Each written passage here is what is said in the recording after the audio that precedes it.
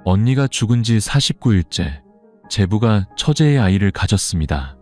그 뒤에 숨겨진 사건은 온 집안을 충격에 빠뜨렸습니다. 전라남도 끝없이 펼쳐진 하얀 염전으로 유명한 신안의 어느 바닷가 마을의 박 여사의 낡고 허름한 시골집이 있었습니다. 홀로 된 몸으로 평생을 억척스럽게 살아오며 두 딸 하연과 혜진을 키워낸 어머니였습니다. 그 집은 본래 자매의 웃음소리로 가득했지만 큰딸 하연이 갑작스러운 병으로 세상을 떠난 후 집안에는 깊은 슬픔만이 감돌았습니다. 지나가는 사람마다 안타까운 마음에 긴 한숨을 내쉴 정도였죠.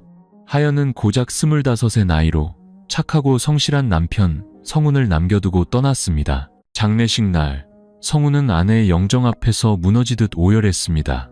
하연아, 어떻게 나를 두고 먼저 갈 수가 있어. 그의 찢어지는 절규에 동네 사람들 모두 눈시울을 붉혔습니다.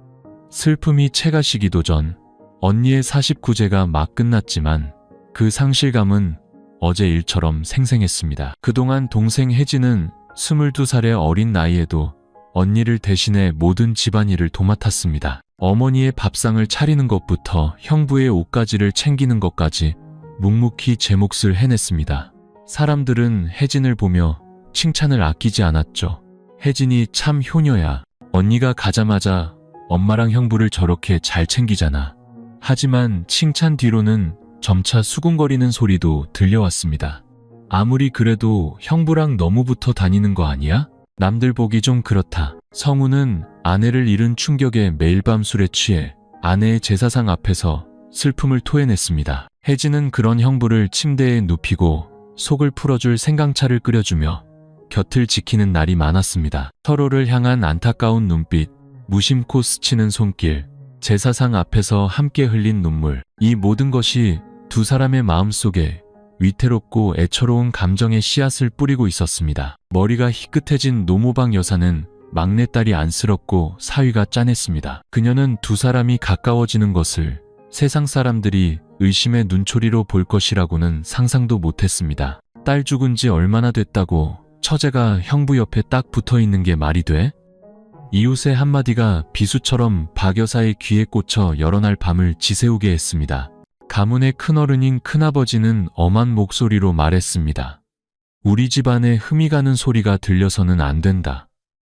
동네 사람들 말에 내가 머리가 다 아플 지경이야.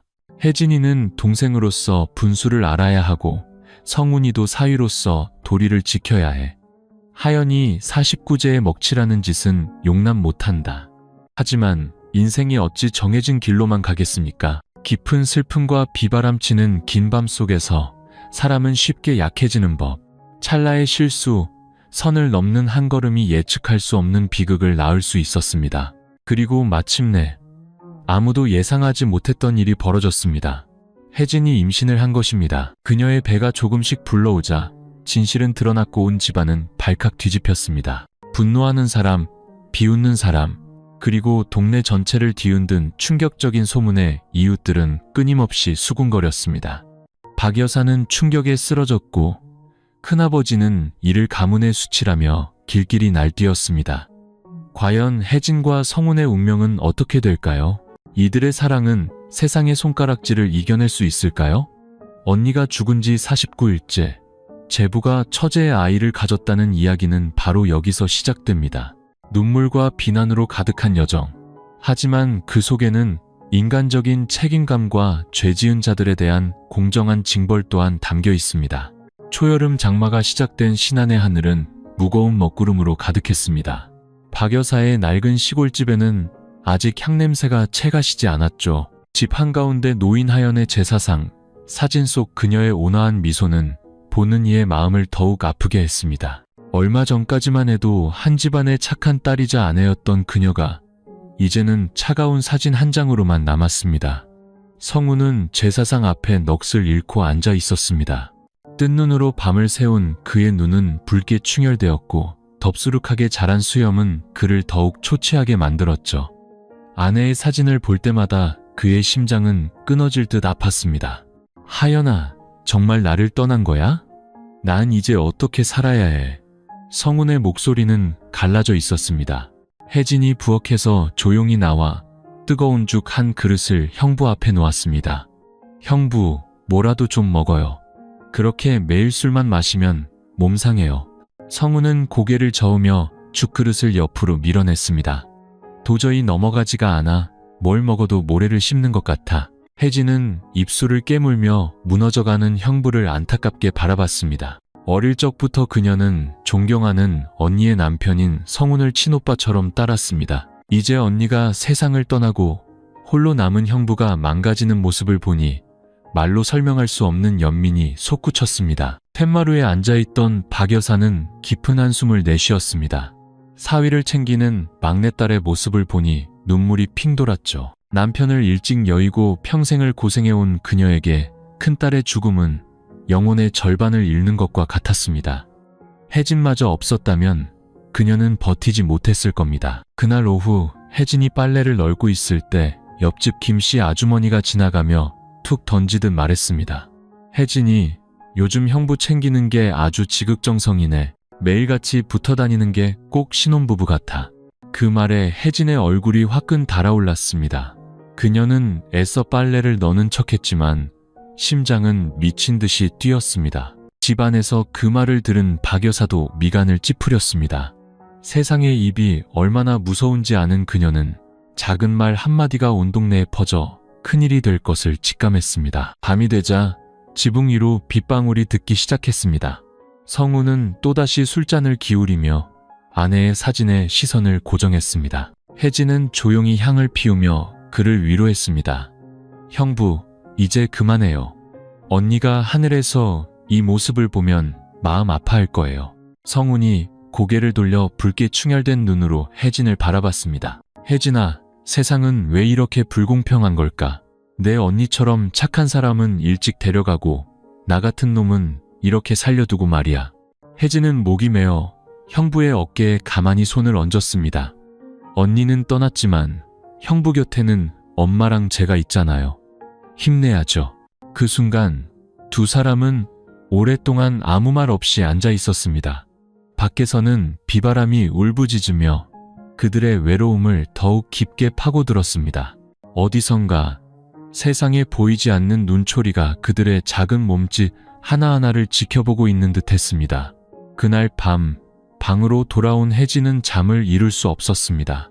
귓가에는 옆집 아주머니의 말이 맴돌고 눈앞에는 제사상 앞에 홀로 앉아있던 형부의 모습이 아른거렸습니다. 그녀의 마음속에 연민과 혼란, 그리고 두려움이 뒤섞인 낯선 감정이 피어올랐습니다. 밖은 평온한 시골 마을이었지만 낡은 시골집 안에서는 폭풍의 시작을 알리는 두 개의 심장이 위태롭게 뛰고 있었습니다.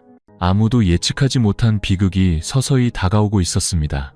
하연의 49제가 끝나고 며칠이 지났지만 집안의 공기는 여전히 무거웠습니다. 박 여사는 수시로 제사상 앞에 향을 피우며 딸의 이름을 불렀습니다. 그녀의 머리는 눈에 띄게 휘어졌고 눈은 늘 붉게 충혈되어 있었죠.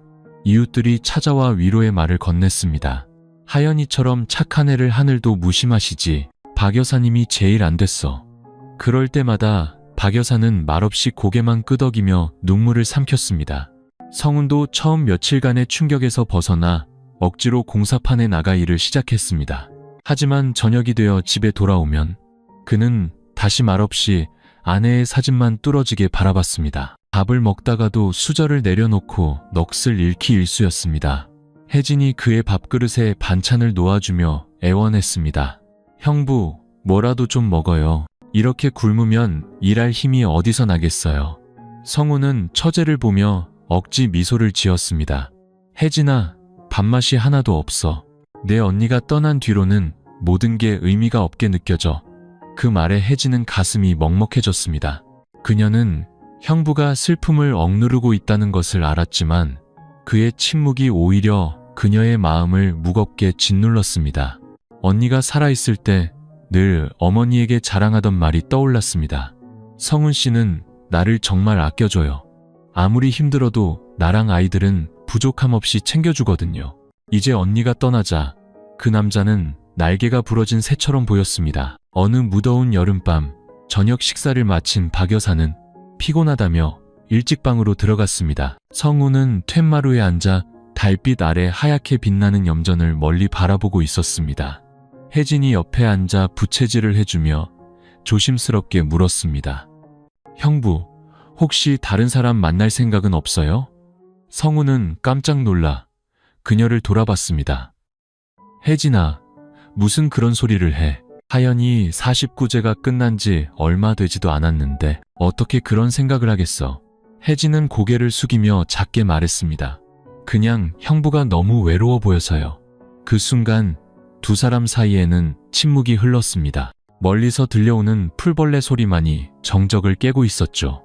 성우는 한숨을 쉬며 쓸쓸한 눈빛으로 말했습니다. 나는 이제 어머님 잘 모시고 남은 도리를 다하고 싶을 뿐이야. 다른 생각은 해본 적 없어. 하지만 그의 대답은 혜진의 마음속에 이상한 연민을 더욱 깊게 새겼습니다. 그녀는 형부가 단순히 아내를 잃은 남자가 아니라 누군가의 보살핌과 온기가 필요한 한 사람으로 느껴졌습니다. 동네의 소문은 날이 갈수록 무성해졌습니다. 혜진이 시장에 갈 때마다 사람들은 보란듯이 떠들었죠. 저기 봐, 형부 챙기는 게 꼭 아내 같아. 그러게 말이야, 저러다 무슨 일 나겠어. 그 말을 들은 혜진은 얼굴이 새빨개져 서둘러 집으로 돌아왔습니다. 그날 밤 그녀는 벽을 보고 누워 조용히 눈물을 흘렸습니다. 왜 사람들이 그런 말을 하게 놔뒀을까? 나는 그저 형부가 덜 힘들었으면 했을 뿐인데. 하지만 마음 깊은 곳에서는 그녀 역시 자신의 감정에 변화가 생겼음을 느끼고 있었습니다. 툇마루에 홀로 앉은 성우는 술잔을 비우고 또 채웠습니다. 아내가 그리웠지만 오후에 봤던 혜진의 슬픈 눈빛을 떠올리자 마음이 흔들렸습니다. 그는 세차게 머리를 흔들며 다짐했습니다. 안 돼, 성훈아. 혜진이는 내 처제야. 절대 안 될 일이야.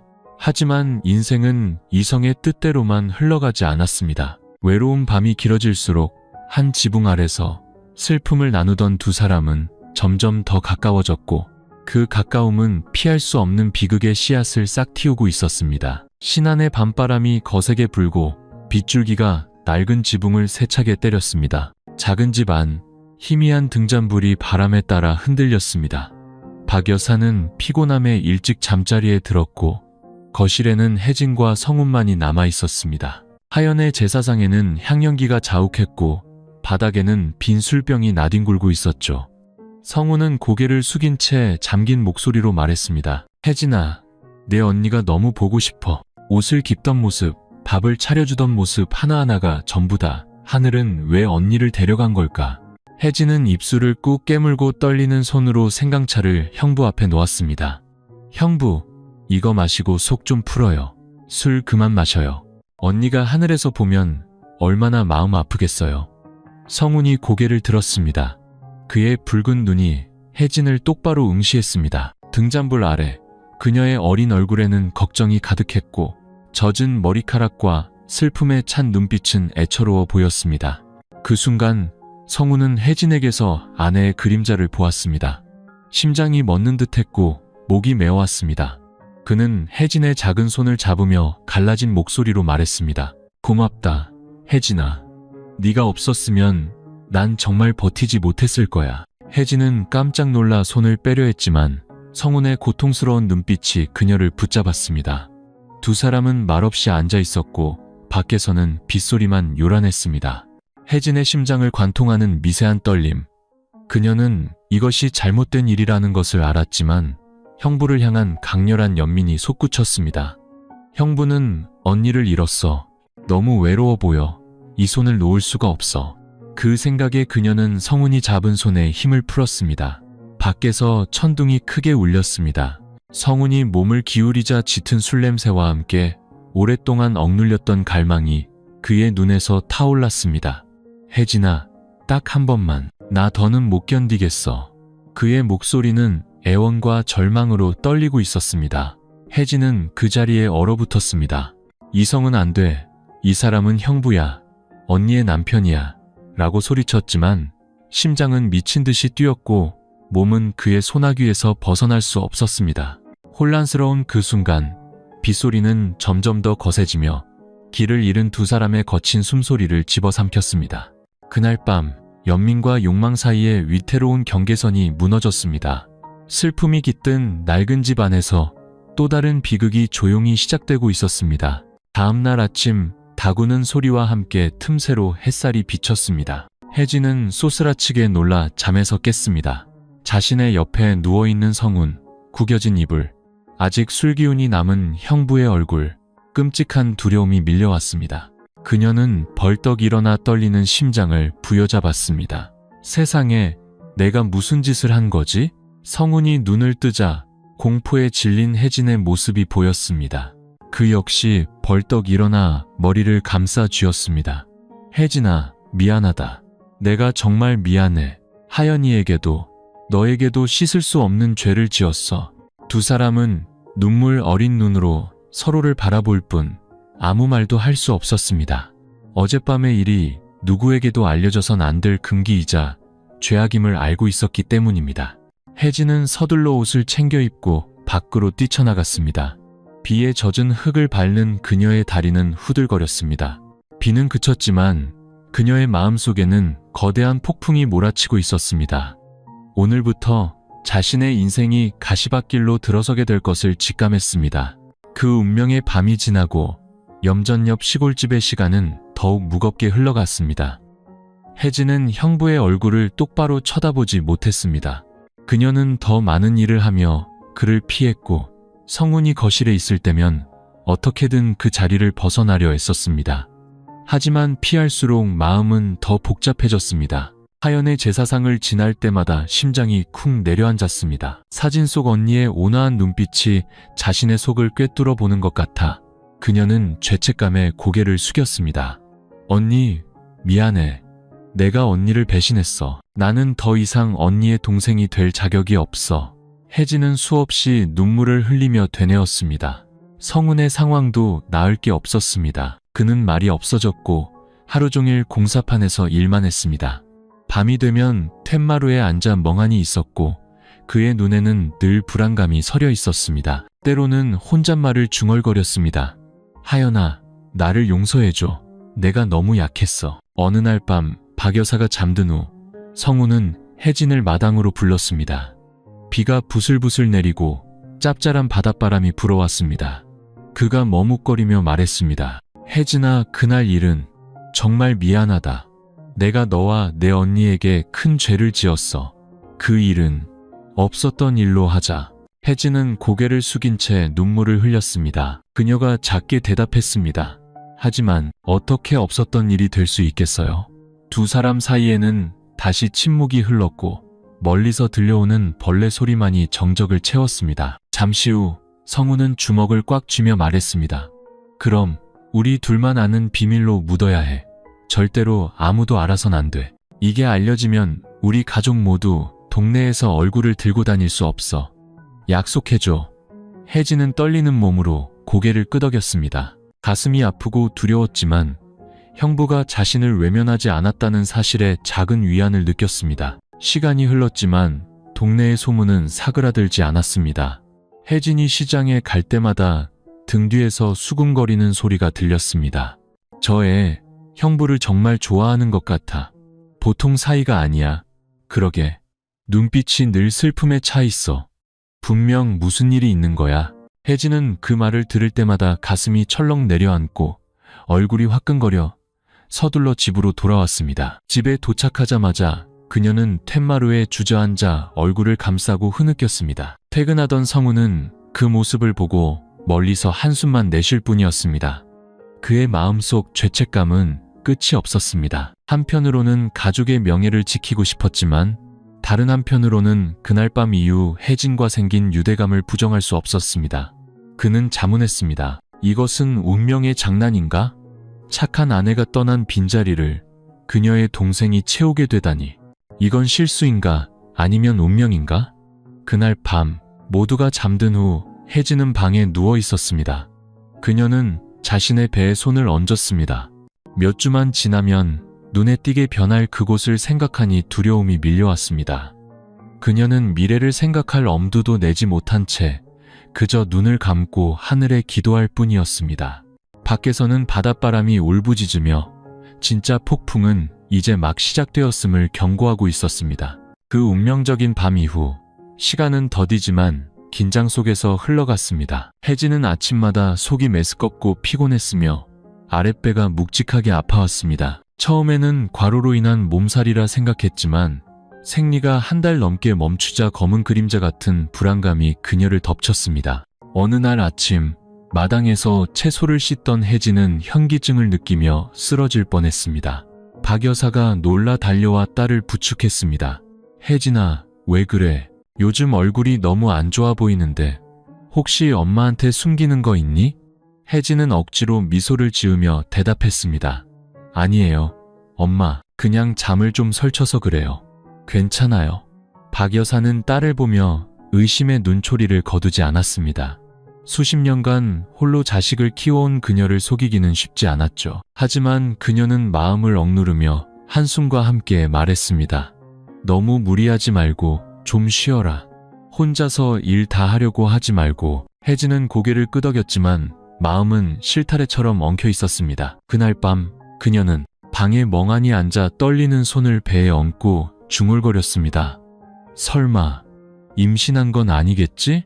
만약 그렇다면 난 이제 어떻게 해야 하지? 바로 그때 성훈이 흐느끼는 소리를 듣고 방문을 살짝 열었습니다. 웅크리고 앉아 눈물을 흘리는 혜진을 보고 그가 조심스럽게 물었습니다. 혜진아, 무슨 일 있어? 혜진은 깜짝 놀라 서둘러 눈물을 닦았습니다. 아니요, 아무것도 아니에요.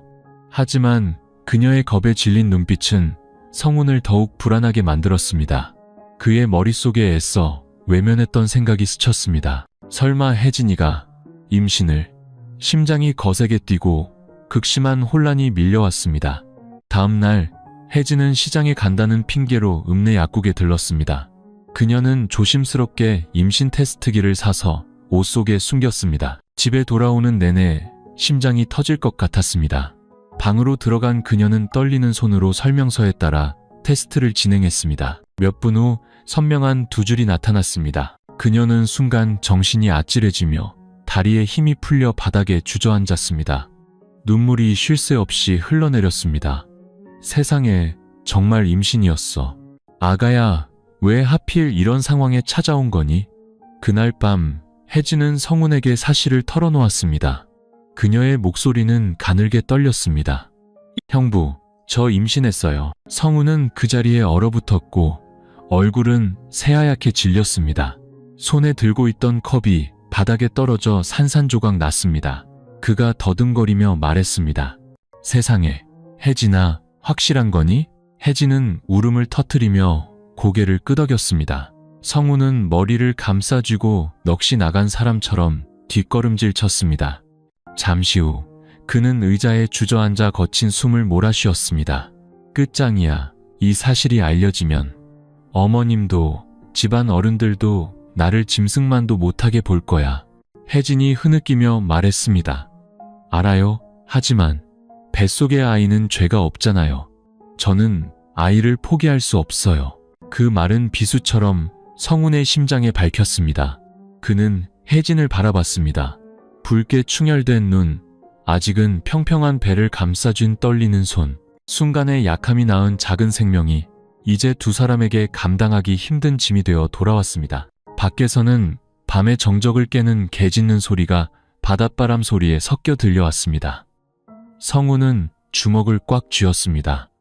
그의 눈에는 깊은 불안감이 가득했습니다. 그는 이제부터 진짜 폭풍이 닥쳐올 것을 직감했습니다. 뱃속에 작은 생명이 자라고 있다는 것을 알게 된 후 혜진은 기쁨 반, 두려움 반의 상태로 하루하루를 보냈습니다. 거울을 볼 때마다 그녀는 배에 손을 얹고 중얼거렸습니다. 아가야, 미안해. 엄마가 세상의 손가락질을 어떻게 감당해야 할지 모르겠어. 하지만 꼭 너를 지켜줄게. 반면 성훈은 넋이 나간 사람 같았습니다. 낮에는 일에 몰두했지만 밤이 되면 말없이 앉아 있었죠. 창백해진 혜진을 볼 때마다 연민과 후회가 동시에 밀려왔습니다. 그는 몇 번이고 아이를 지우자고 말하려 했지만 눈물을 글썽이는 그녀를 보면 목이 메어 차마 입을 뗄 수 없었습니다. 어느 날 아침 온 가족이 식사를 할 때였습니다. 박 여사가 막내딸을 유심히 보더니 미간을 찌푸렸습니다. 혜진아, 너 요즘 살쪘니?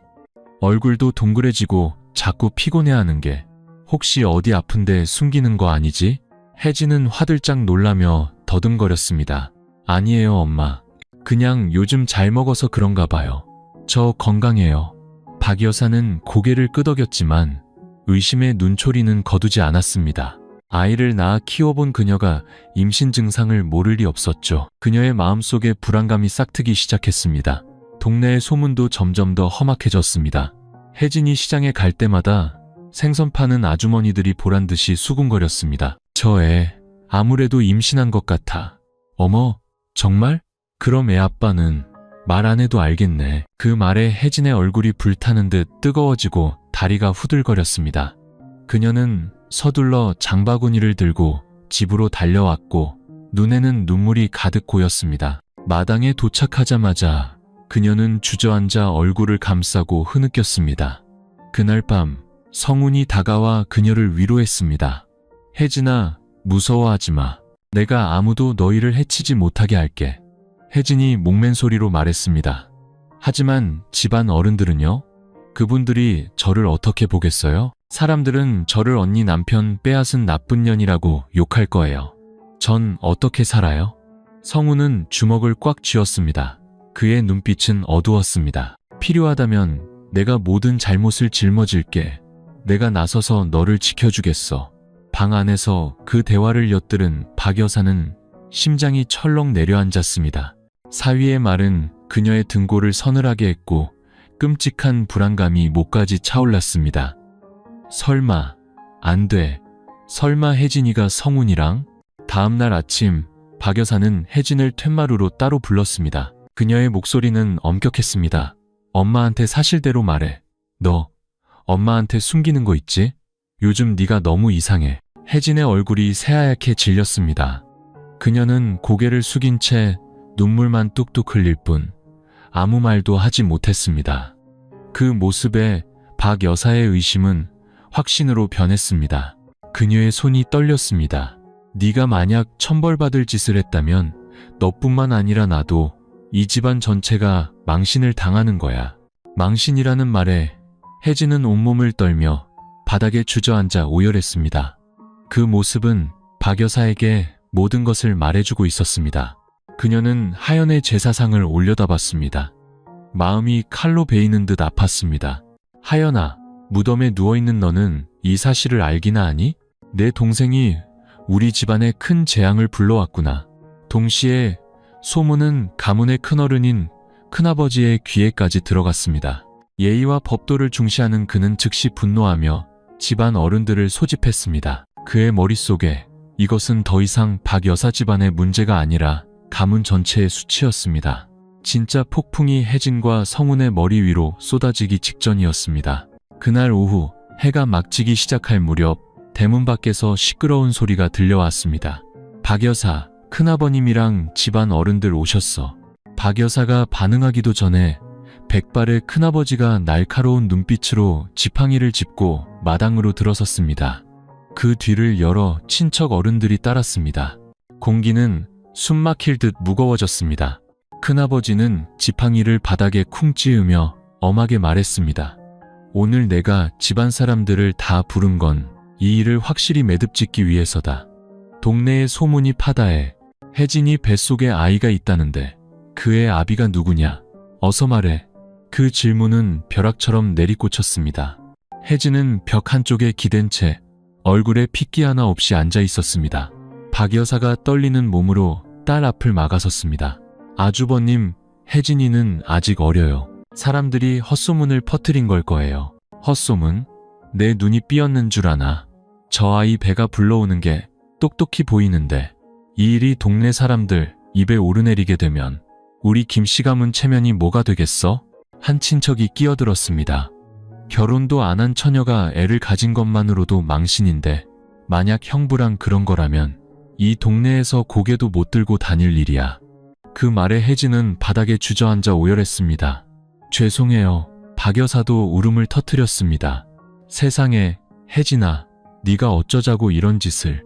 큰아버지는 지팡이를 바닥에 세게 내리치며 천둥 같은 목소리로 소리쳤습니다. 어서 말해. 애 아비가 누구냐. 집 안은 순식간에 조용해졌습니다. 마당에서 들려오는 매미 소리만이 정적을 깼습니다. 혜진은 배를 감싸 쥔 채 눈물만 뚝뚝 흘리며 온몸을 떨었습니다. 성우는 옆에 앉아 이마에 땀이 송골송골 맺힌 채 피가 날 정도로 주먹을 꽉 쥐고 있었습니다. 그는 만약 처제가 모든 짐을 지게 되면 그녀의 인생이 완전히 망가질 것을 알았습니다. 마침내 성훈이 벌떡 일어섰습니다. 그의 목소리는 떨렸지만 단호했습니다. 접니다. 혜진이 뱃속의 아이는 제 아이입니다. 집안은 그야말로 폭탄이 터진 듯 했습니다. 친척들은 경악하며 그를 손가락질했고 큰아버지의 얼굴은 분노로 새빨갛게 달아올랐습니다. 이런 천인공노할 놈. 내 놈은 하연이의 남편이야. 아내가 죽은 지 석 달도 채 되지 않았는데 그 동생에게 씨를 뿌려? 내 놈 눈에는 이 가풍이 아무것도 아니더냐. 박 여사는 그 자리에 쓰러져 머리를 감싸 쥐고 통곡했습니다. 내 팔자야. 내가 무슨 죄를 지었기에 이런 꼴을 본단 말인가. 소식을 들은 이웃들이 담벼락 너머로 몰려와 수군거렸습니다. 세상에, 진짜였어. 들어본 적도 없는 일이야. 처제가 형부애를 가졌다니 정말 충격적이네. 이제 박 여사네는 동네에서 웃음거리가 될 거야. 그 수군거림은 비수처럼 혜진의 심장에 밝혔습니다. 그녀는 두 손에 얼굴을 묻고 흐느낄 뿐이었습니다. 성훈이 다가가 혜진을 부축하며 결연한 눈빛으로 말했습니다. 모든 잘못은 제가 지겠습니다. 혜진이는 아직 어리니 제발 탓하지 말아주십시오. 제가 혜진이와 아이를 책임지겠습니다. 혜진이와 결혼해서 모든 것을 보상하고 싶습니다. 그 말에 모든 친척들이 거세게 반대했습니다. 큰아버지가 소리쳤습니다. 절대 안 된다. 그건 폐륜이야. 인륜을 저버리는 짓이다. 내가 이 집안에서 쫓겨나는 한이 있어도 그런 수치스러운 일은 절대 허락 못한다. 집안은 울음소리, 고함소리, 수군거리는 소리로 아수라장이 되었습니다. 혜진의 마음속에서는 하늘이 무너지는 듯 했습니다. 그녀는 배를 감싸 안고 절망 속에서 중얼거렸습니다. 아가야, 내가 어떻게 해야 너를 지킬 수 있을까? 밖에서는 다시 비가 쏟아지기 시작했습니다.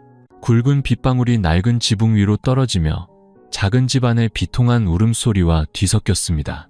이제부터 끔찍한 폭풍이 남은 평온마저 모두 휩쓸어갈 것을 예고하고 있었습니다. 성훈이 혜진의 뱃속 아이가 자신의 아이임을 인정한 소식은 신안의 작은 마을 전체로 순식간에 퍼져나갔습니다. 반나절도 되지 않아 시장 입구부터 동네 끝까지 모든 사람이 그 이야기로 떠들썩했죠. 비난과 조롱의 목소리는 마치 바람을 만난 불길처럼 맹렬하게 타올랐습니다. 세상에 이렇게 수치스러운 일은 처음 봐. 시장의 생선가게 아주머니가 큰 소리로 외쳤습니다. 아내가 죽은 지 석 달도 안 돼서 처제랑 눈이 맞다니. 이건 짐승이나 다름없지. 안 그래? 그러게 말이야. 이제 박 여사네 집안은 완전히 망신당했어. 앞으로 누가 그 집의 딸을 시집 보내겠어? 한 노인이 단호하게 덧붙였습니다. 이런 악의적인 말들은 진실의 복잡함과는 상관없이 사람들의 입을 통해 퍼져나갔습니다.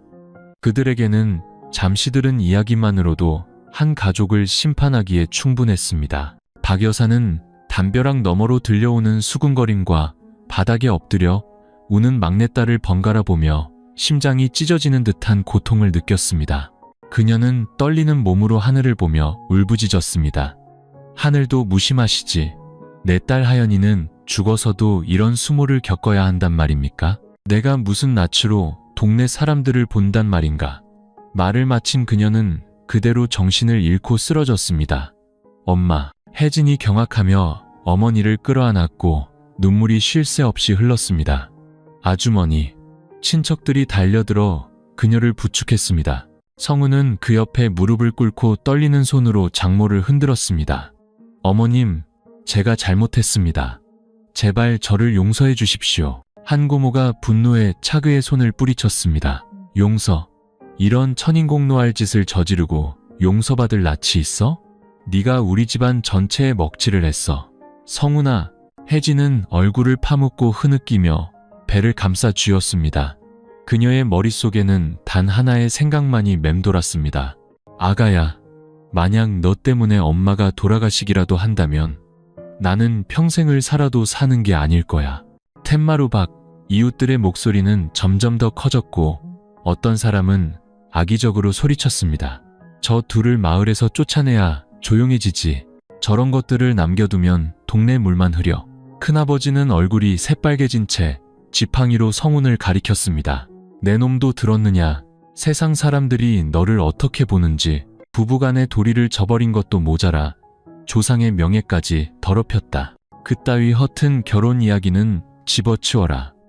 내 놈이 계속 이 집안에 발을 붙이고 있으려거든 다시는 나를 큰아버지라 부르지 마라. 집안의 공기는 숨막힐 정도로 팽팽했습니다. 혜진의 울음소리, 욕설, 꾸짖는 소리가 뒤섞여 아수라장이었죠. 성우는 모두를 바라보며 고통스럽지만 단호한 눈빛으로 말했습니다. 제가 잘못한 것 압니다. 하지만 혜진이를 버릴 수는 없습니다. 뱃속의 아이는 제 피부치입니다. 제가 책임져야 합니다. 그의 말은 논란을 더욱 부채질했습니다. 어떤 이는 그의 뻔뻔함을 욕했고 다른 이는 혜진의 부끄러움 모르는 태도를 비난했습니다. 그동안 박 여사는 방 안에서 창백한 얼굴로 의식을 잃은 채 누워 있었습니다. 한 이모가 눈물을 닦으며 한탄했습니다. 박 여사 팔자도 참 기구하지. 평생 고생하다 이제 두 딸 덕 좀 보나 했더니만. 그날 밤 낡은 시골집은 더 이상 평온하지 않았습니다. 희미한 등잔불 아래 모두의 얼굴은 넋이 나간 듯 보였습니다. 혜진은 배를 감싸 안고 텅 빈 눈으로 앉아 있었고 성우는 텐마루에서 조용히 담배를 피웠습니다. 하얀 연기가 무거운 어둠 속으로 흩어졌습니다. 그는 내일부터 이 마을의 누구도 자신들을 평범한 시선으로 보지 않을 것을 알았습니다. 거센 폭풍이 모든 것을 휩쓸어갔고 이제 세상의 비난 속에 내던져진 두 사람만이 덩그러니 남았습니다.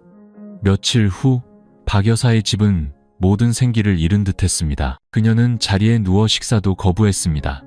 눈을 뜰 때마다 혜진을 멍하니 바라보다가 눈물을 터뜨렸고 그 모습은 딸의 마음을 더욱 아프게 했습니다. 혜진은 어머니 곁에 앉아 부채질을 해주며 흐느꼈습니다. 엄마, 제발 용서해 주세요. 제가 잘못해서 엄마한테 이런 망신을 안겨드렸어요. 만약 엄마가 저를 보기 싫으시다면 제가 떠날게요. 딸의 말에 박 여사는 벽 쪽으로 돌아누워 눈물만 흘릴 뿐 아무 말도 하지 못했습니다. 밖에서는 이웃들의 수군거림이 끊이지 않았습니다. 혜진이 마당에 나설 때마다 사람들의 날카로운 시선이 따라붙었죠. 어떤 사람은 대놓고 말했습니다. 결혼도 안 한 처녀가 배가 저렇게 불러서는 쯧쯧 저런 건 다른 동네로 쫓아내야 해. 그 잔인한 말들은 비수처럼 그녀의 심장에 밝혔습니다. 밤이 되면 혜진은 배를 끌어안고 소리 없이 울었습니다. 그녀는 자신을 해방시키고 어머니에게 더 이상의 수치를 안겨주지 않기 위해 몇 번이고 아이를 지울 생각을 했습니다. 어느 날 밤 텐마루에 앉아있던 그녀가 떨리는 목소리로 성운에게 말했습니다. 형부, 생각해봤는데 아무래도 이 아이를 포기해야 할 것 같아요. 이 아이를 낳으면 엄마가 충격으로 돌아가실지도 몰라요. 사람들 욕을 들으며 저도 더는 살 수 없을 것 같아요. 성운의 얼굴이 새하얗게 질렸습니다. 그가 벌떡 일어나며 소리쳤습니다. 혜진아, 그런 말 마. 아이는 죄가 없어. 내 아이고 내 아이야. 온 세상이 우리를 욕해도 나는 절대 네가 아이를 포기하게 두지 않을 거야. 혜진은 붉게 충혈된 눈으로 울음을 터뜨렸습니다. 하지만 생각해봐요. 이 마을에서 매일 욕을 들으며 우리 아이가 커서도 손가락질 받으며 살아야 한다면 그 아이는 어떻게 견디겠어요? 성운이 그녀의 손을 꽉 잡으며 목맨 소리로 말했습니다. 내가 차라리 욕을 먹을게. 우리 아이 목숨을 잃게 할 수는 없어. 누가 감히 우리 아이를 무시한다면 내가 전부 막아설 거야. 약속할게. 혜진아, 내가 너희 모자를 꼭 지켜줄게. 그의 말은 차갑게 식어가던 혜진의 마음에 작은 불씨를 지폈습니다. 그녀는 성운의 야윈 얼굴과 결연한 눈빛을 보며 마음이 가라앉는 것을 느꼈습니다. 그녀는 배에 손을 얹고 조용히 한숨을 쉬었습니다. 바로 그때 방에서 나온 박 여사가 떨리는 목소리로 말했습니다. 너희 정말 그 아이를 낳을 생각이냐? 그럼 세상 사람들이 나를 언제까지 욕하겠니? 나는 죽어서도 눈을 못 감을 거야. 혜진은 울음을 터뜨리며 어머니 앞에 무릎을 꿇었습니다. 엄마, 죄송해요. 제가 잘못했어요. 하지만 제 아이를 제 손으로 죽일 수는 없어요. 엄마, 저를 불쌍히 여겨주세요. 이 아이를 불쌍히 여겨주세요. 제발 저희에게 기회를 주세요. 박 여사는 그 자리에 선 채 비처럼 눈물을 쏟았습니다. 한쪽에는 가문의 명예, 다른 한쪽에는 죄 없는 핏줄. 늙은 어머니의 마음은 양갈래로 찢어지는 듯 했습니다. 그날 밤 그녀는 잠 못 이루고 뒤척였습니다. 과거에 홀로 자식을 키우며 세상의 모진 말을 견뎌야 했던 시절을 떠올렸죠. 그녀는 누구보다 잘 알았습니다. 사람들의 욕설이 한 사람의 영혼을 죽일 수 있다는 것을. 하지만 태어나지도 못한 아이의 목숨을 빼앗는 것을 생각하니 심장이 칼로 베이는 듯 아팠습니다. 어둠 속에서 혜진 역시 잠들지 못했습니다. 그녀는 조용히 배에 손을 얹고 속삭였습니다. 아가야, 엄마가 꼭 너를 지켜줄게. 아무리 힘든 폭풍이 몰아쳐도 엄마는 절대 네 손을 놓지 않을 거야. 다음날 아침 햇살이 막 떠오를 무렵 이웃집 팔순 할머니가 박 여사의 집을 찾아왔습니다. 할머니는 젊어서 남편을 잃고 홀로 세 자녀를 키워낸 산전수전을 다 겪은 분이었습니다. 최근 박 여사네 집안이 시끄러운 것을 보고 안타까운 마음에 찾아온 것이죠. 거실에 들어선 할머니는 배를 감싸 안고 앉아있는 혜진을 보았습니다. 울어서 퉁퉁 부은 눈. 할머니는 조용히 한숨을 쉬며 그녀 옆에 앉았습니다. 얘야, 또 울었구나. 그만 울어라. 운다고 해결될 일은 아무것도 없단다. 혜진이 흐느끼며 목맨 소리로 말했습니다. 할머니, 제 잘못이 너무 커요. 모두가 저를 욕하고 엄마는 괴로워하세요. 그냥 제가 사라져버렸으면 좋겠어요. 할머니는 온화한 눈빛으로 그녀를 보며 말했습니다. 어리석은 소리 말아라. 이미 벌어진 일은 감당해야 하는 법이야. 내 뱃속에 아이가 있는데 어떻게 포기할 생각을 하니? 아이를 지우는 건 큰 죄를 짓는 거야. 뱃속의 아이는 아무 잘못이 없잖니. 혜진이 얼굴을 감싸고 흐느꼈습니다. 하지만 아이를 낳으면 엄마가 망신을 당하고 집안 어른들도 저희를 외면할 거예요. 동네 사람들의 손가락질도 너무 무서워요. 할머니가 그녀의 어깨를 부드럽게 쓰다듬었습니다. 세상 사람들 입은 막을 수 없어. 욕먹는 것도 듣다 보면 익숙해진단다. 중요한 건 네가 진심으로 살아가느냐 하는 것이지. 나도 옛날에 남편 없이 자식 키운다고 온갖 멸시를 다 받았어. 하지만 이를 악물고 아이들을 키웠고 지금은 모두 제 사람 굿이라며 잘 산단다. 남들은 며칠 욕하고 말지만 그들이 우리를 먹여 살려주는 건 아니잖니. 할머니의 말은 상처투성이었던 혜진의 마음에 시원한 바람처럼 스며들었습니다. 그녀는 조용히 눈물을 흘렸지만 마음은 한결 가벼워졌습니다. 바로 그때 성훈이 밖에서 들어왔습니다. 공사장에서 묻은 먼지가 어깨에 가득했죠. 그는 대화를 모두 들었고 두 눈이 붉게 충혈되었습니다. 그가 할머니에게 고개를 숙이며 말했습니다. 할머니, 감사합니다. 일이 터진 후로 욕만 들었는데 오늘 처음으로 위로가 되는 말씀을 들었습니다. 할머니가 고개를 끄덕였습니다. 성훈아, 나는 너희를 편드는 것도 나무라는 것도 아니다.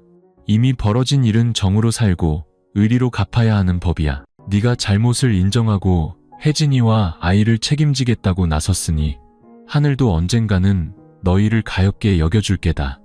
혜진이 눈물 어린 눈으로 성훈을 바라봤습니다. 그 순간 그녀는 마음 한구석에 기댈 곳이 생겼음을 느꼈습니다. 그날 오후 박 여사는 툇마루에 나란히 앉아있는 딸과 사위를 보았습니다. 두 사람의 얼굴에는 여전히 불안감이 가득했지만 눈빛에는 결의가 서려 있었죠. 그녀가 옆에 앉아 한숨을 쉬며 말했습니다. 내가 안다. 내가 막아도 소용없다는 걸. 하지만 너희는 똑똑히 기억해야 한다. 앞으로는 똑바로 살아서 이 아이가 부끄러운 핏줄이 아니라는 걸 세상에 보여줘야 한다. 어머니의 말에 혜진은 울음을 터뜨리며 그녀를 끌어안았습니다. 엄마, 약속할게요. 아이를 훌륭하게 키워서 엄마가 부끄럽지 않게 할게요. 성훈도 고개를 숙이며 단호하게 말했습니다. 제가 두 사람을 끝까지 책임지겠습니다.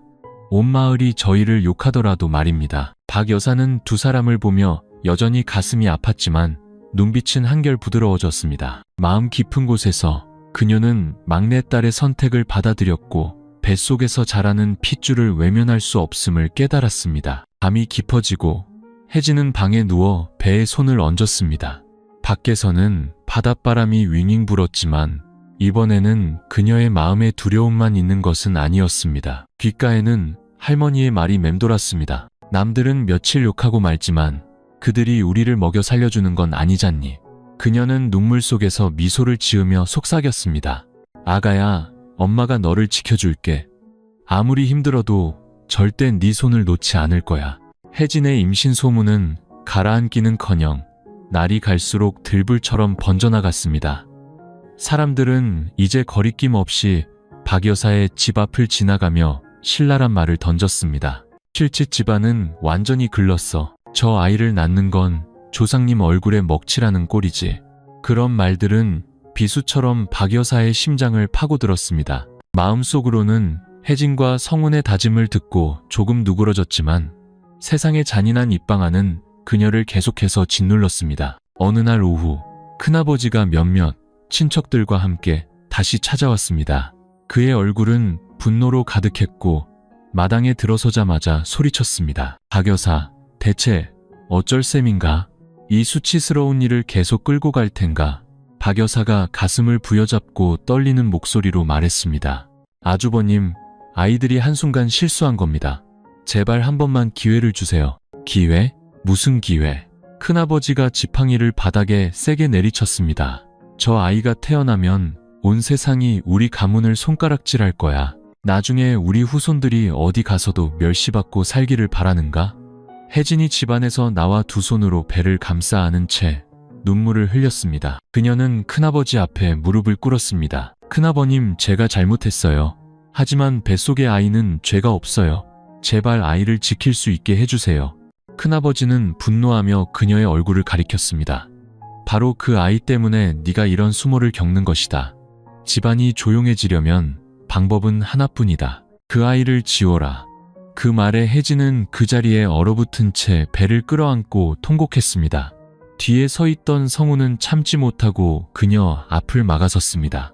안 됩니다. 누구도 혜진이에게 아이를 지우라고 강요할 수 없습니다. 모든 잘못은 제가 지겠습니다. 하지만 저 아이는 제 피부치입니다. 제가 지켜야 합니다. 친척들이 웅성거리며 반발했습니다. 네가 감히 집안 어른들에게 대드는 거냐? 그런 수치스러운 짓을 저지르고도 목소리를 높일 수 있단 말이냐? 큰아버지가 으르렁거렸습니다. 성훈아, 네가 아직도 나를 큰아버지로 여기고 이 집안을 생각한다면 내 말을 들어라. 이 더러운 일을 당장 끝내. 집안의 공기는 숨막힐 듯 무거웠습니다. 혜진은 배를 끌어안고 온몸을 떨었습니다. 눈물이 쉴 새 없이 흘렀습니다. 마음속 깊은 곳에서는 두려움에 모든 것을 포기하고 싶었지만 뱃속에서 자라는 작은 생명을 생각하면 주먹을 꽉 쥐게 되었습니다. 아가야, 엄마는 너를 포기하지 않아. 성훈이 큰아버지를 똑바로 바라보며 불타는 눈빛으로 말했습니다. 이 집안이 저희를 받아주지 않으신다면 저희는 집안을 떠나겠습니다. 혜진이와 저는 저희 힘으로 살고 아이를 키우겠습니다.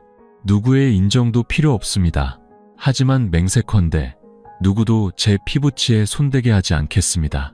그 말은 모든 관계를 끊어내는 칼날과 같았습니다. 큰아버지는 분노로 온몸을 떨며 지팡이를 바닥에 내던지고 돌아섰습니다. 그는 계속해서 중얼거렸습니다. 좋다. 오늘부터 너 같은 폐류나 조카는 없는 셈치겠다. 박 여사는 의자에 주저앉아 눈물을 뚝뚝 흘렸습니다. 그녀는 이제 막내딸과 사위가 집안에서 완전히 버림받았음을 알았습니다. 하지만 성훈의 결연한 모습과 혜진의 애원하는 눈빛을 보며 더 이상 그들을 막을 힘이 없었습니다. 그날 밤 바닷바람이 울부짖었습니다. 작은 집안, 세 사람은 말없이 서로의 곁에 앉아 있었습니다. 밖에서는 개 짖는 소리와 이웃들의 수군거림이 여전히 들려왔지만 혜진의 마음속에는 조용한 믿음이 싹트고 있었습니다.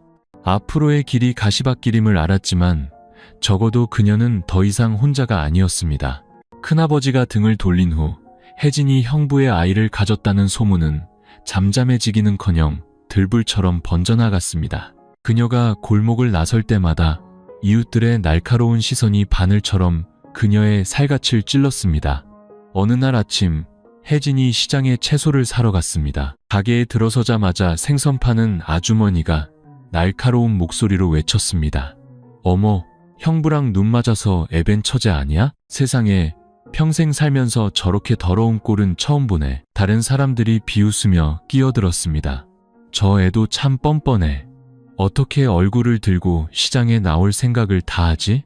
나라면 창피해서 집에만 있었을 텐데. 혜진은 그 자리에 얼어붙었고 얼굴이 새빨갛게 달아올랐습니다. 떨리는 손 때문에 채소 바구니를 바닥에 떨어뜨렸고 눈에서는 눈물이 왈칵 쏟아졌습니다. 그녀가 떨어진 채소를 하나씩 주울 때 주변 사람들은 동정은커녕 보란듯이 더 크게 떠들었습니다. 두고 봐. 나중에 애 낳으면 동네 사람들이 페류나라고 이름 붙여줄 텐데 커서 어떻게 살겠어. 그 말에 혜진은 울음을 터뜨리며 채소 바구니를 들고 집으로 달려왔습니다. 마당에 도착하자마자 주저앉아 통곡하며 중얼거렸습니다. 아가야, 엄마가 너에게 죄를 지었구나. 퇴근하던 성우는 그 모습을 보고 초췌한 얼굴로 달려와 그녀를 부축했습니다. 혜진아, 저 사람들 말 듣지 마. 세상 사람들 입은 원래 악한 법이야. 우리가 무서워할수록 저들은 더 좋아할 뿐이야. 혜진이 붉게 충혈된 눈으로 그를 올려다봤습니다. 하지만 더는 못 견디겠어요. 매일 욕을 듣고 길을 나서면 모두가 저를 경멸해요. 우리 아이가 태어나서 똑같은 조롱을 받을까봐 무서워요.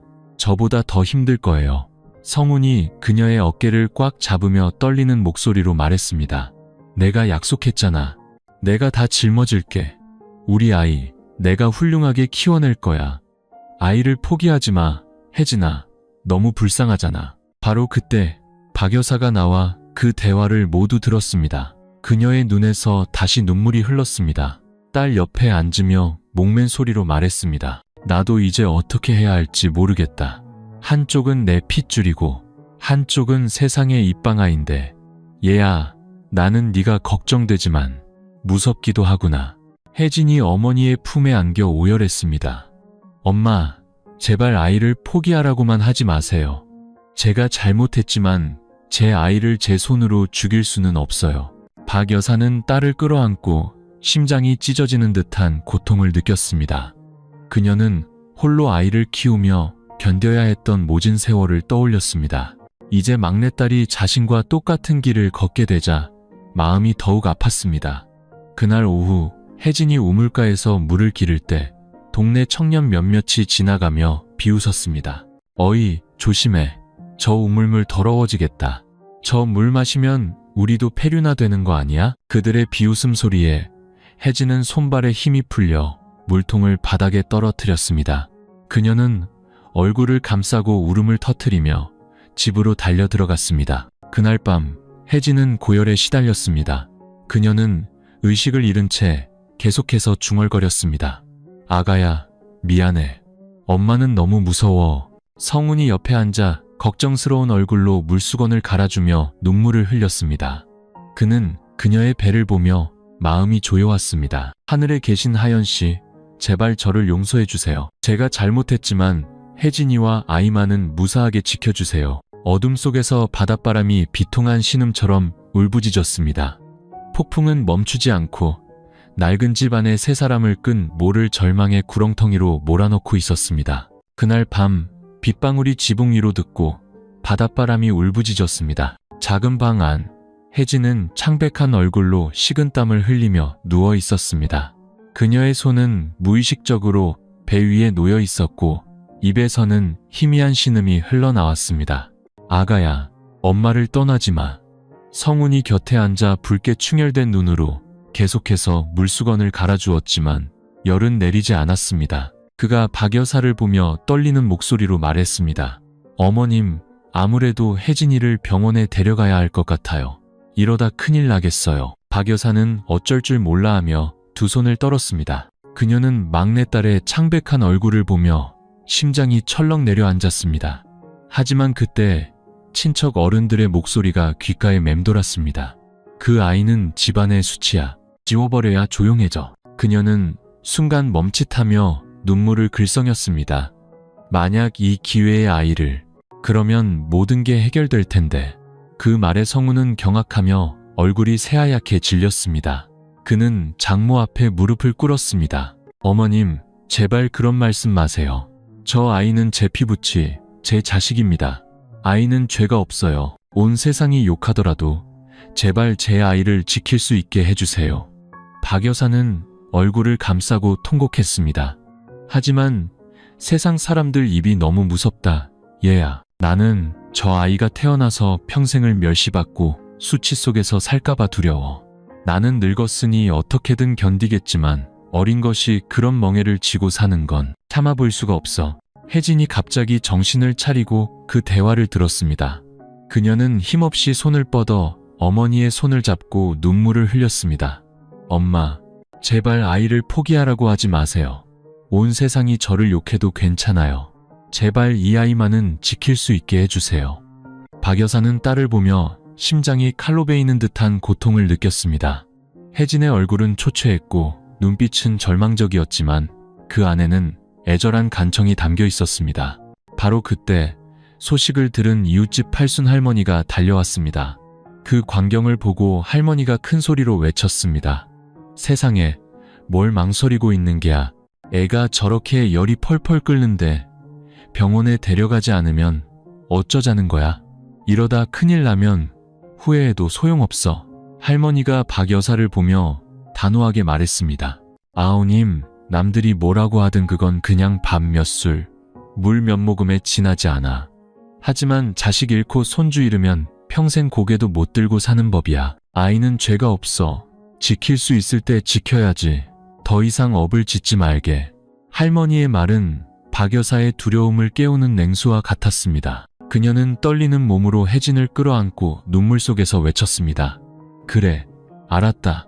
엄마가 네 아이 포기하지 않을게. 내 손주, 내가 지켜줄게. 혜진이 울음을 터뜨리며 어머니를 끌어안았고 성훈도 목이 메어왔습니다. 그는 서둘러 혜진을 업고 문 밖으로 뛰쳐나갔습니다. 어머님, 집 좀 부탁드립니다.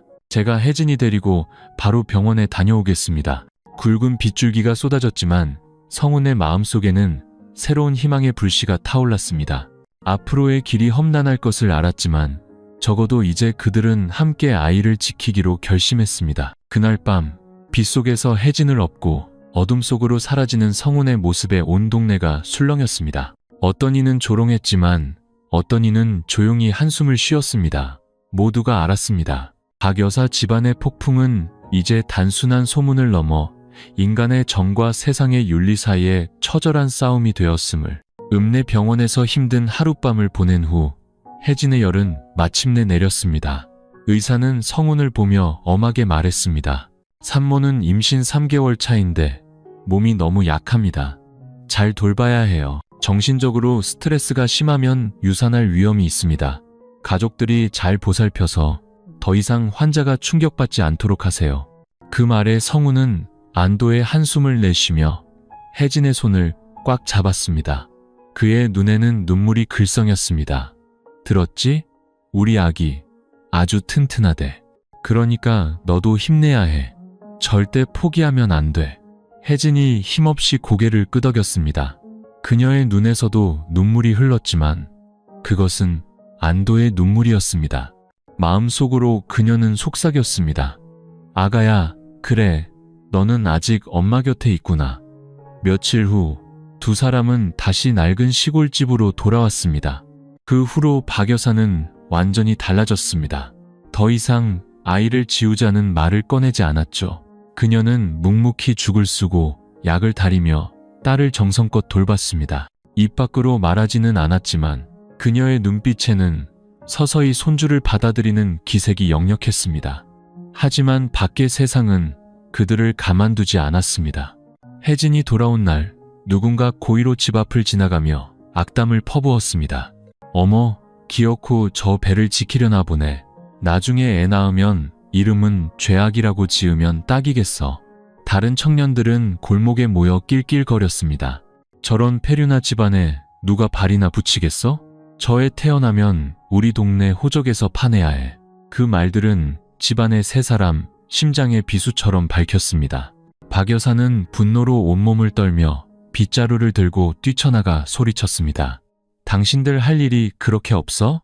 남이 죽든 살든 당신들이 밥 한 끼라도 보태준 적 있어? 그 악한 입 좀 다물어. 하지만 등 뒤에서는 더 큰 비웃음 소리가 터져 나왔습니다. 세상에 입방아는 막을수록 더 거세졌습니다. 집안에서 모든 것을 들은 혜진의 눈이 붉어졌습니다. 그녀가 성운을 보며 목맨 소리로 말했습니다. 봤죠? 이런 마을에서 어떻게 살 수 있겠어요? 그들은 우리에게 어떤 길도 내주지 않을 거예요. 성운이 그녀의 어깨를 꽉 잡고 한 글자 한 글자 힘주어 말했습니다. 상관없어.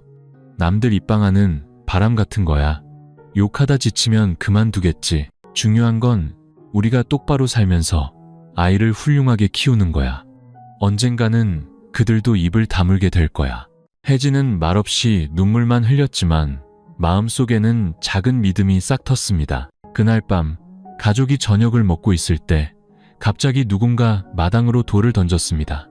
이 수치스러운 집구석은 동네에서 꺼져라 하는 고함과 함께 박 여사는 깜짝 놀라 수저를 떨어뜨렸고 혜진은 겁에 질려 배를 감싸 안고 벽으로 몸을 숨겼습니다. 성운이 벌떡 일어나 마당으로 뛰쳐나가 소리쳤습니다. 어떤 놈이야? 비겁하게 숨지 말고 나와. 골목에서는 멀어지는 발소리만 들렸고 어둠 속으로 사라졌습니다. 개 짖는 소리만이 동네에 울려 퍼졌습니다. 성운이 돌아오며 굳은 얼굴로 말했습니다. 어머님, 혜진아, 더는 누구도 우리를 괴롭히게 두지 않겠어. 만약 또 이런 짓을 하면 경찰에 신고할 거야. 이 나라에 법이 있는데 어떻게 사람들이 마음대로 욕하고 핍박하게 둘 수 있겠어? 박 여사는 말없이 고개를 끄덕였습니다. 그녀의 눈에는 눈물이 가득했습니다. 그녀는 이 길이 험난할 것을 알았지만 적어도 이제 딸과 뱃속 아이에게는 성운이라는 기댈 언덕이 생겼습니다. 낡은 시골집 하연의 제사상 위로 향연기가 피어올랐습니다. 사진 속 온화한 얼굴이 모든 것을 지켜보는 듯해 보는 이의 마음을 아프게 했습니다. 성운은 조용히 세상을 떠난 아내를 보며 속삭였습니다. 하연아, 나를 용서해줘. 내가 잘못했지만 약속할게. 네 동생과 내 아이를 훌륭하게 키워낼게. 온 세상이 욕하더라도 내가 다 짊어질게. 밖에서는 바닷바람이 그의 조용한 맹세를 증명하듯 윙윙 불고 있었습니다. 어느 무더운 오후, 성운은 하연의 제사상 앞에 오랫동안 앉아 있었습니다. 그는 향을 피우며 조용히 기도했습니다. 하연아, 내가 당신에게 죄를 지었어. 하지만 더는 당신 동생과 내 아이가 고통받게 둘 수는 없어. 당신에게 허락을 구할게. 혜진이와 결혼해서 아이에게 떳떳한 가정을 만들어주고 싶어. 우리 아이가 더 이상 수치 속에서 살지 않도록. 향연기가 피어올랐습니다. 성운은 깊이 고개를 숙였고 그의 거친 손등 위로 눈물이 떨어졌습니다. 그날 밤 그는 박 여사와 혜진을 거실로 불러 단호하게 말했습니다. 어머님, 이 일이 받아들이기 힘드시다는 것 압니다. 하지만 저에게는 다른 방법이 없습니다. 혜진이와 결혼하고 싶습니다. 어머님께서 허락해 주셔서 혜진이에게 그리고 우리 아이에게 떳떳한 이름을 찾아주고 싶습니다. 집안은 순식간에 조용해졌습니다. 혜진은 그 자리에 얼어붙었고 배를 감싸쥔 두 손이 떨렸습니다. 그녀는 형부가 이렇게 직접적으로 말할 줄은 몰랐습니다. 박 여사는 충격에 휩싸여 붉어진 눈으로 말했습니다. 성운아, 네가 지금 무슨 말을 하는지 알고 있니? 처제와 결혼하는 건 천인공노할 일이야. 온 동네와 집안이 우리에게 침을 뱉을 게다. 성운이 힘주어 말했습니다. 이미 침을 뱉고 있습니다. 어머님, 혜진이는 매일 욕을 듣고 손가락질을 당하고 있어요. 저는 혜진이가 남편 없는 아이 엄마로 살게 할 수 없습니다. 어머님, 제발 어머님 손주의 미래를 생각해 주세요. 혜진이 울음을 터뜨리며 얼굴을 감쌌습니다.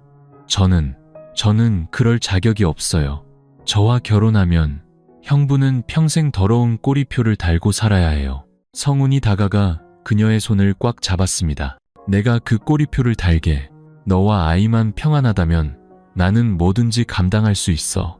성훈이 혜진과 결혼하고 싶다는 소식은 순식간에 집안 전체에 퍼졌습니다. 다음 날 큰아버지가 분노로 얼굴이 시뻘개진 채 친척들을 이끌고 들이닥쳤습니다. 듣자 하니 내 놈이 결혼식을 올리겠다더구나. 성훈아, 네가 미쳤느냐? 이 집안은 이미 내 놈 때문에 망신을 당했다. 이제 그 수치를 대놓고 광고라도 하겠다는 거냐? 성훈은 똑바로 서서 큰아버지를 마주봤습니다. 제가 잘못한 것압니다. 하지만 모든 것을 책임지겠습니다. 저는 혜진이를 버릴 수 없습니다. 아이에게는 아버지가 필요합니다. 한 삼촌이 분노에 차소리쳤습니다. 아버지? 그 아이는 죄악의 씨앗이야. 무슨 결혼이냐? 큰아버지가 지팡이를 바닥에 내리쳤습니다. 만약 내 놈이 감히 결혼식을 올린다면 내가 온 집안 사람들을 끌고 와서 막을 것이다. 그런 폐륜적인 결혼식은 이 신안 땅에서 절대 열릴 수 없다. 그 고함 소리에 혜진은 겁에 질려 성훈의 등 뒤로 숨었고 박 여사는 의자에 주저앉아 눈물을 펑펑 쏟았습니다. 그녀는 막내딸이 선택한 길이 가시밭길임을 알았지만 성훈의 결연한 눈빛을 보며 누구도 그를 막을 수 없으리라 직감했습니다. 친척들이 돌아간 후 성훈이 박 여사에게 단호하게 말했습니다. 어머님, 더는 집안 어른들의 허락을 구하지 않겠습니다. 오직 어머님께만 허락을 구합니다. 저희 결혼식을 허락해 주세요. 제가 약속드립니다. 아무리 가난하고 손가락질 받아도 똑바로 살아서 세상 사람들에게 보여주겠습니다. 사람이란 남들의 입방아로만 평가되는 것이 아니라는 것을요. 박 여사는 눈물을 닦으며 목맨 소리로 말했습니다. 나는 그저 너희가 떳떳하게 살기만을 바랄 뿐이다. 너희가 결심했다면 더는 막지 않겠다. 하지만 그 결혼식이 순탄치 않을까봐 걱정이구나. 밖에서는 달이 떠오르고 바닷바람이 거세게 불며 앞으로 닥칠 폭풍을 예고하고 있었습니다. 성훈이 혜진의 손을 꽉 잡고 속삭였습니다. 무슨 일이 있어도 나는 절대 내 손을 놓지 않을게. 결혼식 날 신안의 하늘은 흐렸고 바람이 거세게 불었습니다. 화려한 예식장도 현수막도 없었습니다. 마당에 놓인 낡은 상 위에는 떡 몇 접시와 음료수 몇 병이 전부였습니다. 혜진은 방 안에서 언니가 입었던 낡은 한복을 입고 앉아 있었습니다. 떨리는 두 손으로 배를 감싸 안은 그녀의 눈은 붉었지만 눈빛만은 단단했습니다. 박 여사가 옆에 앉아 떨리는 손으로 딸의 머리를 빗겨주며 목맨 소리로 말했습니다. 혜진아, 네가 참 힘든 길을 택했구나. 하지만 이미 네가 결심했으니 하늘이 너희를 굽어 살펴주시길 바랄 뿐이다. 혜진이 어머니를 끌어안고 눈물을 흘렸습니다. 엄마, 죄송해요. 저희 꼭 떳떳하게 살아서 엄마가 부끄럽지 않게 할게요. 마당에서 성훈은 낡은 흰 셔츠를 입고 서 있었습니다. 야윈 얼굴이었지만 눈빛만은 결연했죠. 그는 하연의 제사상에 향을 올리며 조용히 기도했습니다. 하연아, 내가 잘못했지만 부디 나와 당신 동생을 보살펴줘. 내가 약속할게. 당신에게 그랬던 것처럼 혜진이와 우리 아이를 끝까지 책임질게. 약속된 시간이 되자 성훈의 친구 두어 명이 증인이 되기 위해 도착했습니다. 소식을 들은 동네 사람들도 몰려들었지만 축하하기 위함이 아니라 구경하기 위함이었습니다. 수군거리는 소리가 사방에서 들려왔습니다. 세상에 이런 기막힌 결혼식이 다 있나. 형부가 처제를 아내로 맞다니 우리 동네에서나 볼 수 있는 구경거리네. 정말 수치스럽다. 어떤 이는 대놓고 비웃으며 손가락질했습니다. 폐륜 결혼식이네. 나중에 아이가 커서 부모 얼굴을 어떻게 보겠어. 그 잔인한 말들이 비수처럼 밝혔지만 성훈은 혜진의 손을 꽉 잡고 마당 중앙으로 나섰습니다. 그의 목소리는 또렷했습니다. 여러분께서 저희를 비웃으시는 것 압니다. 하지만 저는 오늘 혜진이를 정식으로 아내로 맞이하고자 합니다. 평생 욕을 먹더라도 감수하겠습니다.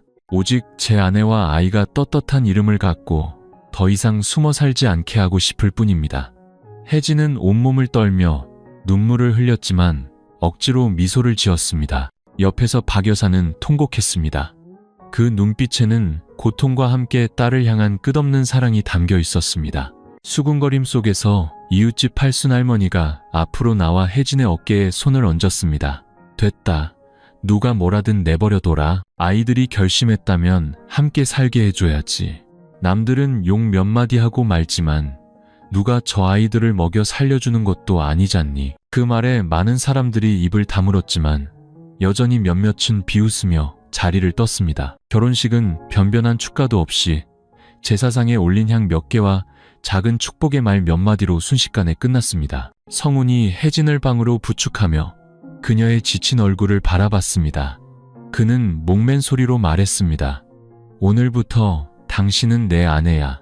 온 세상이 우리에게 등을 돌려도 내가 당신과 우리 아이를 지켜줄게. 약속해.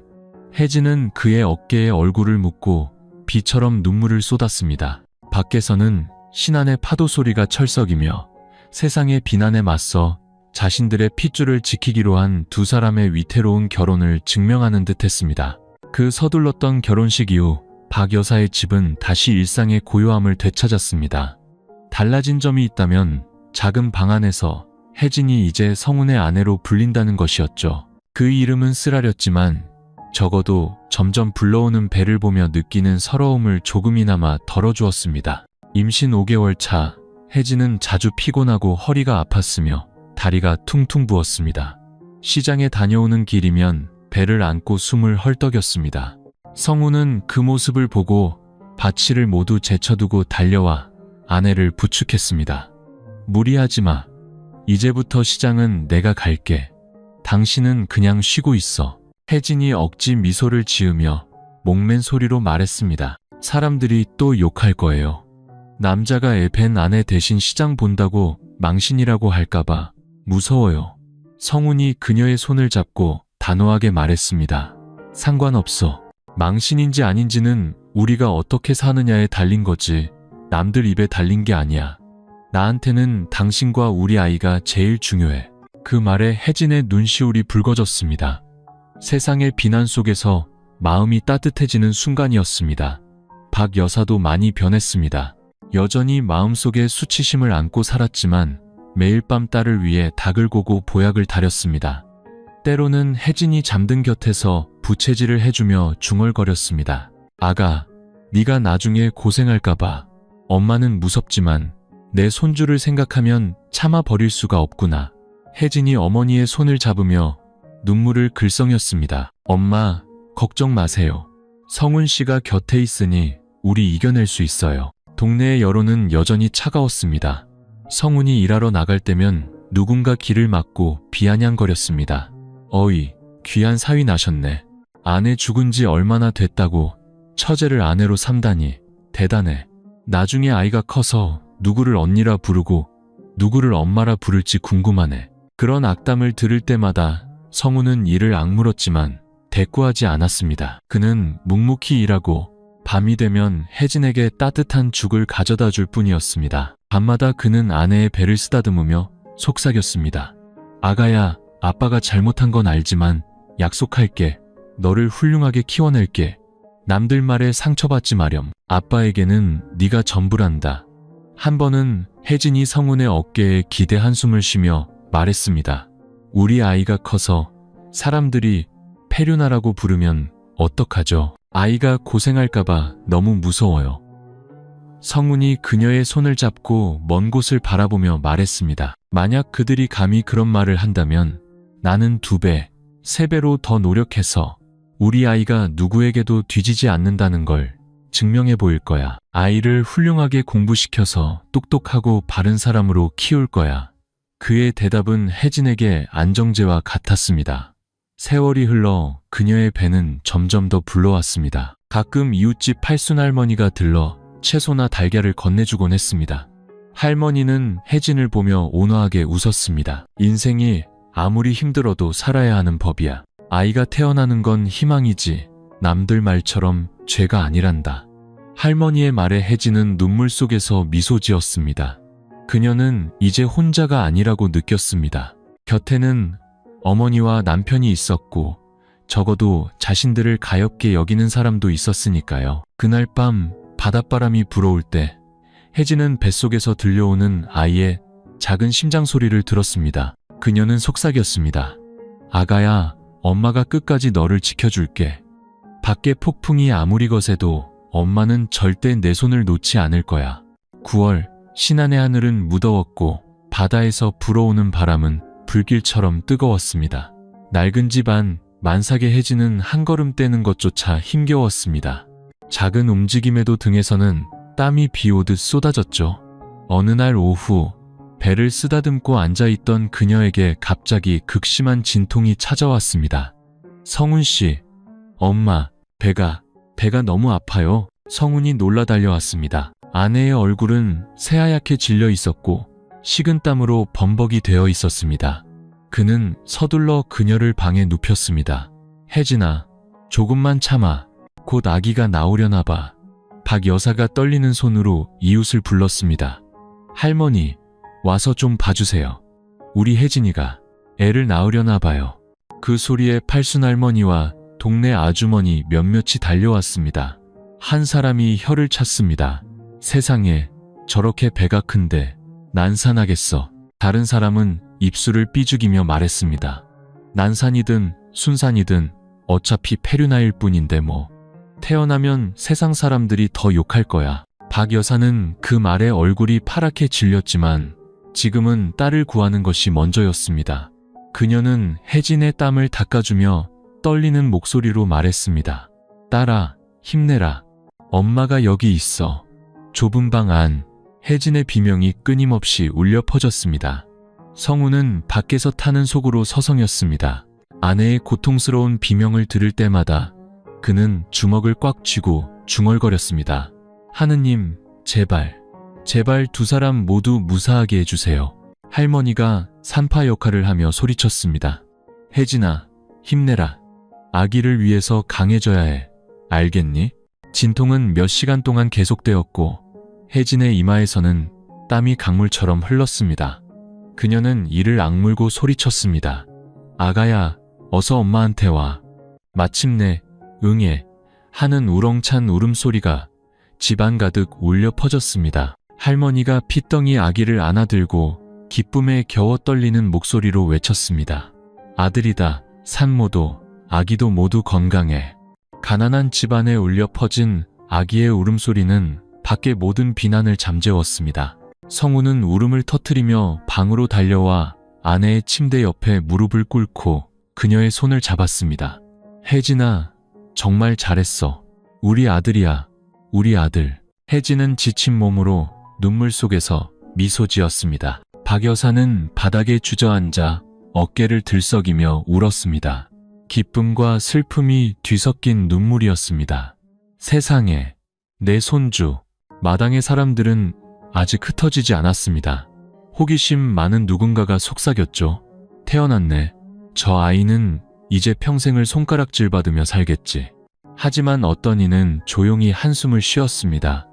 아이가 무슨 죄가 있겠어. 부디 무사히 잘 크길 바랄 뿐이야. 할머니가 아기를 낡은 천에 싸서 혜진에게 안겨주었습니다. 아기는 작은 손을 허공에 휘저으며 울었습니다. 혜진은 아이를 품에 안고 이마에 입을 맞추며 눈물을 뚝뚝 흘렸습니다. 아가야, 평생 엄마가 욕을 먹더라도 엄마는 너를 지켜줄게. 성훈이 옆에 앉아 두 사람을 감싸 안았습니다. 그의 눈빛은 어둠 속에서 밝게 빛났습니다. 그는 속삭였습니다. 우리 가족은 이제부터 시작이야. 혜진아, 어떤 폭풍이 와도 나는 절대 내 손을 놓지 않을게. 하연의 제사상 위로 향 연기가 피어올랐습니다. 사진 속 온화한 얼굴이 미소 띈 채 모든 것을 지켜보는 듯해 보는 이의 마음을 뭉클하게 했습니다. 밖에서는 파도 소리가 자장가처럼 들려오며 수많은 풍파 속에서 세상의 첫 발을 내디딘 작은 생명을 위로하는 듯 했습니다. 시간이 쏜살같이 흘러 성훈과 혜진의 아들은 어느덧 1살이 넘었습니다. 아이는 포동포동하고 하얀 피부에 똘망똘망한 눈을 가졌습니다. 아이가 웃을 때마다 낡은 시골집은 생기로 가득 찼습니다. 혜진은 예전의 초췌한 모습은 온데간데 없이 날이 갈수록 얼굴이 환해졌습니다. 아이를 품에 안을 때마다 그녀는 자신의 삶의 의미를 느꼈습니다. 성우는 아내와 아이를 더욱 아꼈습니다. 고된 막노동을 하고 돌아와도 아이가 아빠 하고 옹알거리는 소리를 들으면 피로가 눈 녹듯 사라졌습니다. 그 소리를 들을 때마다 그는 눈시울을 붉히며 세상의 모든 풍파가 아무것도 아닌 것처럼 느껴졌습니다. 박 여사도 완전히 달라졌습니다. 그녀는 손주를 안고 한박 웃음을 지었습니다. 우리 강아지 참 잘생겼네. 나중에 커서 훌륭한 사람이 돼야 한다. 알았지? 그 말에 혜진은 어머니를 끌어안고 목이 메었습니다. 엄마 덕분에 제가 용기를 내서 아이를 지킬 수 있었어요. 이렇게 건강하게 자라는 모습을 보니 제 결정이 옳았다는 걸 알겠어요. 하지만 세상의 여론은 아직 완전히 가라앉지 않았습니다. 가끔 누군가 지나가며 빈정거렸습니다. 어이구, 애는 참 똑똑하게 생겼네. 근데 핏줄이 더러워서 어쩌나. 나중에 커서 제 부모가 누군지 알면 고개도 못 들고 다니겠지. 그럴 때마다 성우는 입술을 깨물고 아이를 더 꽉 안았고 혜진은 고개를 돌리며 가슴 아파했습니다. 하지만 이상하게도 예전처럼 모두가 그 말에 동조하지는 않았습니다. 어떤 사람들은 조용히 연민을 느끼기 시작했습니다. 이웃집 팔순 할머니는 여러 번 큰 소리로 말했습니다. 그만들 좀 해. 애가 무슨 죄가 있다고 그래. 부모가 잘못했으면 벌은 그들이 받고 있잖아. 저렇게 예쁘고 착한 아이한테 못하는 소리가 없어. 그 후로 동네 사람들 몇몇은 말을 아끼기 시작했습니다. 가끔 어떤 아주머니는 혜진에게 채소나 말린 생선을 건네며 멋쩍게 웃었습니다. 살다 보면 누구나 실수하는 법이지. 중요한 건 앞으로 어떻게 사느냐야. 한편 악담을 퍼붓던 사람들은 이상하게도 좋지 않은 일을 겪었습니다. 페류나라고 욕하던 생선 가게의 아주머니는 아들이 아내를 버리고 다른 여자와 도망가 어린 손주를 떠맡게 되었습니다. 시장에 앉아 신세한탄을 하며 울기 바빠 더는 남을 욕할 힘도 없었죠. 성운의 집에 돌을 던졌던 청년들도 차례로 불행을 겪었습니다. 어떤 이는 오토바이 사고를 당했고 어떤 이는 나쁜 길로 빠져 망가졌습니다. 동네 사람들은 수군거렸습니다. 거봐, 악한 말을 뿌리면 결국 벌을 받는 법이야. 그 말을 들으며 혜진은 조용히 아이를 품에 안았습니다. 그녀의 마음속에는 우리가 떳떳하게 살면 하늘이 알아주실 거야 라는 믿음이 더욱 커졌습니다. 어느 날 오후 황금빛 노을이 염전 위로 펼쳐질 때 성운이 아이를 안고 툇마루에 섰습니다. 그는 먼 곳을 바라보며 나지막이 말했습니다. 혜진아, 나는 믿어. 언젠가는 사람들이 우리를 욕하지 않는 날이 올 거야. 우리 아이가 훌륭하게 자라는 모습을 보고 그들도 자신들의 잘못을 깨닫게 될 거야. 혜진이 미소를 지으며 남편의 어깨에 기댔습니다. 그녀가 조용히 대답했습니다. 저도 그렇게 믿어요. 우리는 충분히 고생했잖아요. 이제 우리 아이는 평화롭게 살았으면 좋겠어요. 하연의 제사상 위로 향연기가 피어오르고 사진 속 온화한 얼굴이 그 변화를 증명하는 듯 했습니다. 앞으로의 길이 아직 멀었지만 적어도 그 작은 가족은 이제 터널 끝에서 새어나오는 희미한 빛을 보기 시작했습니다. 세월이 흘러 혜진과 성운의 아들은 무럭무럭 자라났습니다. 이제 마당을 아장아장 뛰어다니며 엄마, 아빠를 외쳤고 그 소리에 낡은 집은 웃음으로 가득 찼습니다. 아이의 웃음소리를 들을 때마다 세상의 모든 고통과 비난이 사라지는 듯 했습니다. 성우는 더 열심히 일하며 돈을 모았습니다. 그는 낡은 집을 수리하고 지붕을 새로 얹고 튼튼한 상을 직접 만들었습니다. 가난했지만 집안에는 늘 아이의 웃음소리, 할머니의 자애로운 미소, 혜진의 자장가 소리가 끊이지 않았습니다. 어느 날 팔순 할머니가 아이를 안아들고 머리를 쓰다듬으며 웃었습니다. 어이구, 우리 손주 참 똑똑하게 생겼네. 나중에 학교 가면 다른 애들보다 훨씬 잘할 거야. 혜진은 자랑스러운 미소를 지었습니다. 그녀가 겪었던 모든 고통과 슬픔이 건강하게 자라는 아이를 보며 눈 녹듯 사라지는 기분이었습니다. 모든 희생이 가치 있었다고 느꼈죠. 하지만 세상의 시선은 여전히 남아 가끔 누군가 빈정거리는 말을 던졌습니다. 하지만 예전과 달랐습니다. 이제는 모두가 그 말에 동조하지 않았고 오히려 그들을 보호하는 목소리가 나오기 시작했습니다. 그만들 좀 하세요. 저 부부가 저렇게 떳떳하게 사는데 아직도 부족해요? 아이는 죄가 없으니 더는 욕하지 마세요. 그 말을 들을 때마다 혜진은 눈시울을 붉혔고 성우는 아내의 손을 꽉 잡으며 고마움을 느꼈습니다. 한편 악담을 퍼붓던 사람들은 차례로 대가를 치렀습니다. 가장 심하게 비난했던 생선가게 아주머니는 아들이 도박에 빠져 빚더미에 앉게 되었습니다. 가게를 팔고 시장 구석에 초라하게 앉아있는 그녀는 혜진을 마주쳐도 고개를 숙일 뿐 더 이상 아무 말도 하지 못했습니다. 성훈의 집에 돌을 던졌던 청년들은 절도죄로 감옥에 가거나 약에 빠져 폐인이 되었습니다. 동네 사람들은 고개를 저으며 말했습니다. 인과응보야. 뿌린 대로 거두는 법이지. 어느 날 오후 가문의 큰어른이었던 큰아버지가 지팡이를 짚고 찾아왔습니다. 그는 무척 늙고 쇠약해 보였고 눈빛에 날카로움도 많이 무뎌져 있었습니다. 아이가 달려와 다리에 매달리자 그는 그 자리에 멈춰섰습니다. 아이는 천진난만하게 올려다보며 활짝 웃었습니다. 할아버지, 큰아버지는 깜짝 놀랐습니다. 아이의 맑은 목소리에 그의 굳었던 마음이 녹아내리는 듯했습니다. 그는 자리에 앉아 조용히 아이의 머리를 쓰다듬었습니다. 박 여사는 그 광경을 보고 눈물을 글썽였고 성훈과 혜진도 말없이 서 있었습니다. 큰아버지가 한숨을 쉬며 나지막이 말했습니다. 내가 너무 모질었구나. 어찌됐든 이 아이는 죄가 없다. 너희는 이 아이를 훌륭하게 키워서 나중에 세상 앞에 떳떳하게 설 수 있도록 해야 한다. 말을 마친 그는 일어나 천천히 문 밖으로 나섰습니다. 그의 뒷모습이 붉은 노을 속으로 사라졌습니다. 그날 밤 혜진은 아이를 안고 성훈에게 속삭였습니다. 여보, 마침내 우리를 이해해주는 사람이 생겼어요. 언젠가는 모든 사람이 우리를 더 이상 비난하지 않는 날이 올 거라고 믿어요. 성훈이 아내의 손을 잡고 밝게 빛나는 눈으로 말했습니다. 나도 그렇게 믿어. 우리가 바르게 살고 아이를 훌륭하게 키우면 세상도 언젠가는 우리를 다르게 보게 될 거야. 밖에서는 신안의 파도 소리가 여전히 들려왔습니다. 하지만 이번에는 차가운 바람 소리가 아니라 수많은 풍파 속에서 마침내 행복을 찾아가는 작은 가족을 위한 부드러운 자장가처럼 들렸습니다.